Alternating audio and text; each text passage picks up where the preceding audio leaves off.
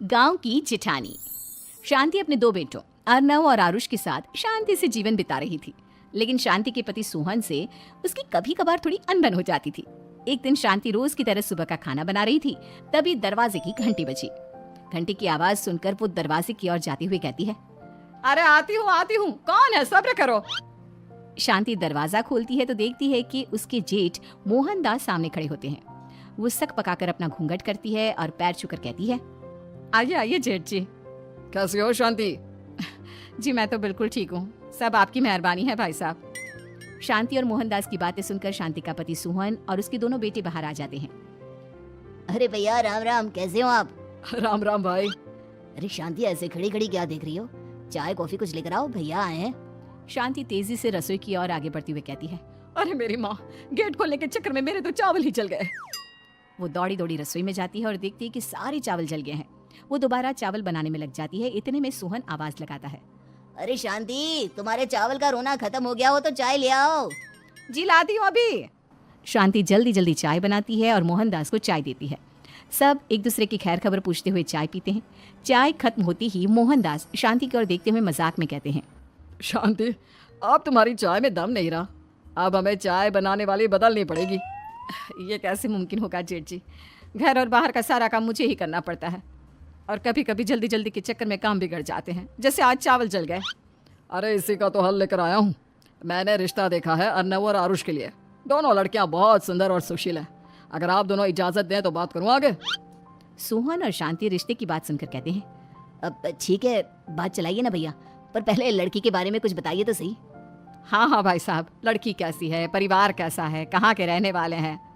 देखो परिवार तो बहुत अच्छा है, पर वे दोनों लोग बहुत गरीब हैं। दहेज में कुछ मिलेगा नहीं। अरे हमें दहेज में कुछ चाहिए भी नहीं, बस लड़की संस्कारी होनी चाहिए। एक लड़की तो पढ़ी लिखी है और शहर की रहने वाली है, पर दूसरी अपनी गरीबी की वजह से पढ़ न सकी और गांव में रहती है, लेकिन दोनों है बहुत खूबसूरत। अगर तुम सबको देखते ही पसंद ना आ जाए तो मेरा नाम बदल देना। हाँ, पर तो हम आके मूंद कर भरोसा कर सकते हैं भैया। आप आगे बात चलाइए, हम शादी करने को तैयार हैं। कुछ ही दिन में अर्नव और आरुष की शादी हो जाती है। आरुष की शादी अनपढ़ लड़की मंजरी से हो जाती है, जो कि बहुत भोली भी होती है, और अर्नव की शादी पढ़ी लिखी लड़की तनुजा से हो जाती है, जो कि घमंडी और चालू होती है। एक दिन मंजरी घर के काम कर रही थी कि अचानक शांति उसे आवाज लगाती है, बड़ी बहू, ओ बड़ी बहू, मंजरी जल्दी यहाँ आओ।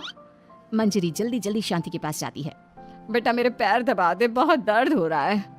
जी माँ जी, बस बर्तन धोकर आती हूँ।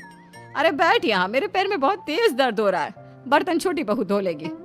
मंजरी शांति के पैर दबाने लगती है तो शांति तनुजा को आवाज लगाती है, छोटी बहू, और छोटी बहू। तनुजा थोड़ी देर से आराम से चलकर आती है। जी माँ जी, आपने बुलाया मुझे, आपको कोई काम था क्या? तू कुछ काम कर रही है या? शांति की बात काटते हुए तनुजा बोलती है, कुछ नहीं माँ, फोन पर अपने घर पर बात कर रही थी।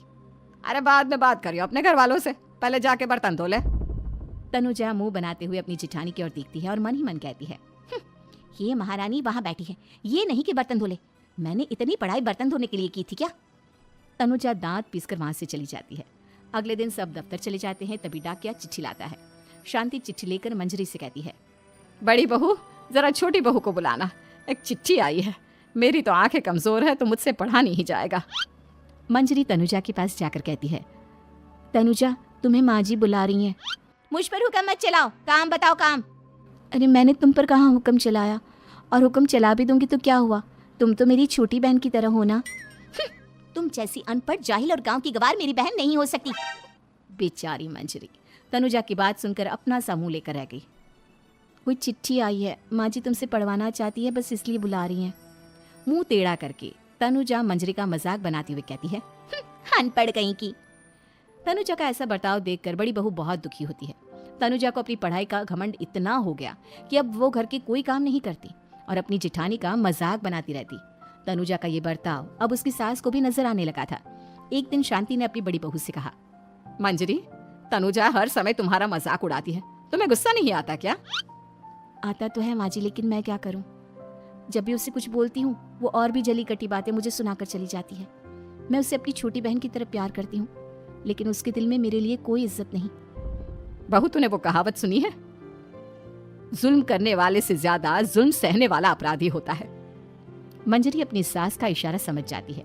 वो अपनी देवरानी को सबक सिखाने की ठान लेती है। और एक दिन शांति अपनी दोनों बहुओं के साथ बैठी थी तो शांति अपनी बड़ी बहू से पूछती है, अरे बहू, शाम होने को है, कुछ सोचा है क्या बनेगा खाने में? माँ जी, मेरे तो सर में बहुत दर्द है आज। मेरी प्यारी देवरानी ही कुछ अंग्रेजी खाना बना कर खिलाएगी। सुना है पढ़े लिखे लोग अंग्रेजी खाना बहुत अच्छा बनाते हैं, क्यों तनुजा? इतना कहकर मंजरी अपनी सास की ओर देखकर मुस्कुरा दी। तनुजा अपनी तारीफ सुनकर बहुत खुश हो गई। इतने में शांति कहती है, ये तो सच बात है छोटी बहू, ये तो मैंने भी सुना है। हम भी पक गए हैं बड़ी बहू के हाथ का खाना खा खा कर। तनुजा, तुम्हारी माँ भी तो तुम्हारे खाने की बहुत तारीफ करती है, आज हमें भी खिला दो कुछ अच्छा सा बनाकर। शांति की बात सुनकर छोटी बहू और आसमान पर चढ़ गई, पर उसे ये कहाँ पता था कि उसकी सास और जेठानी उसे सबक सिखाना चाहती हैं। तनुजा अपनी तारीफ सुनकर खुश तो बहुत होती है, पर सोचने लगती है, मुझे तो कैसा भी खाना बनाना नहीं आता, अब मैं क्या करूंगी? अगर मैंने इनको सच बता दिया तो मेरी सारी इज्जत मिट्टी में मिल जाएगी। अरे छोटी बहू, क्या सोच रही हो?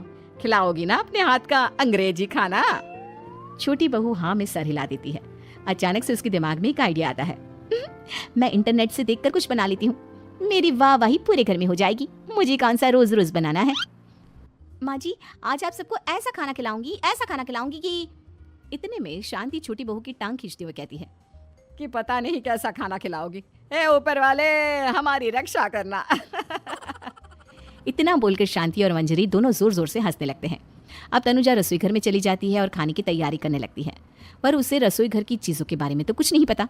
जैसे तैसे सारी चीजें निकालती है और इंटरनेट पर देखकर खाना बनाती है। कुछ ही देर में सब लोग घर आ जाते हैं। अरे सुनते हो, आज का खाना हमारी छोटी बहू बना रही है। अरे वाह, आज तो फिर कुछ अंग्रेजी खाना खाने को मिलेगा। कुछ ही देर में खाना बन जाता है तो छोटी बहू सबका खाना लगा देती है। इतने में बड़ी बहू कहती है, क्या बात है देवरानी जी, आज तो बहुत अच्छी खुशबू आ रही है। ये बात तो सही कही बड़ी बहू तूने, खुशबू तो अच्छी है, ऐसी खुशबू तो मेरे खाने में भी नहीं आती। सब मिलकर छोटी बहू की बहुत तारीफ करते हैं और छोटी बहू 7वें आसमान पर बैठ जाती है। अब सभी खाना खाते हैं। जल्दी जल्दी दो, अब तो मुंह में पानी आ रहा है। हाँ हाँ, मुझसे भी नहीं रुका जा रहा। जैसे ही सोहन एक निवाला खाता है तो उसकी आंखों से पानी आने लगता है। ये देखकर शांति सोहन से पूछती है, क्या हुआ जी, खाना इतना अच्छा बना है कि आंखों से पानी आ गया? सोहन चुप रहता है और धीरे धीरे से खाना शुरू कर देता है। इतने में सोहन छोटी बहू से कहता है, बेटी तुम भी तो खाओ, तुम क्यों रुकी हो, खाना सच में बहुत अच्छा है। ये कहकर सोहन जोर से हंस देता है। फिर सब खाना खाने लगते हैं, लेकिन खाने में नमक और मिर्च तेज हो गई थी। तनुजा से कोई कुछ नहीं बोलता, बल्कि उसे भी खाने को कहते हैं।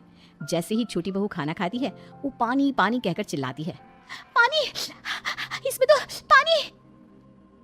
ये खाना तो सच में इतना अच्छा बना है कि हमारे साथ साथ देवरानी जी भी इसके स्वाद को कभी नहीं भूल पाएंगी।